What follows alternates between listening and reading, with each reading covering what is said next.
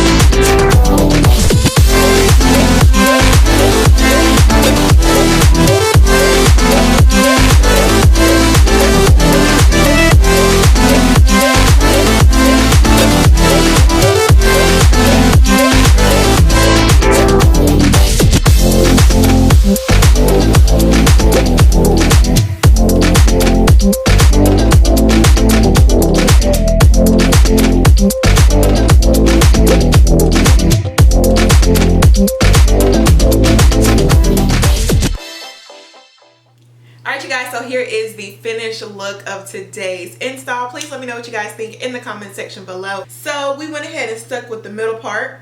First I'll just talk about the construction of the unit. So this unit does have a T-parting space. So you have your parting space right here in the middle, and then you also have like a natural hairline here on the front with the lace. Then the rest of it is just the bundles and tracks of hair. In the inside of the unit, you have some combs, you have one in the back, and then you have some in the front. You also get an elastic band in there, as well as some adjustable straps, so you can have a little extra security with your wig. I did install my unit today using some Got2b freeze spray, but this unit could definitely be worn glueless without any extra spray or adhesive or anything like that. If you were to adjust the elastic band and adjust the adjustable straps, it would definitely make this unit able to be just basically thrown on and taken off during the day. It also is super big head friendly, you guys. I have some space back here, but that elastic band is giving it a little bit more of an extra security hold to it. All right, so I'm gonna give you guys a good little 360 view of the wig.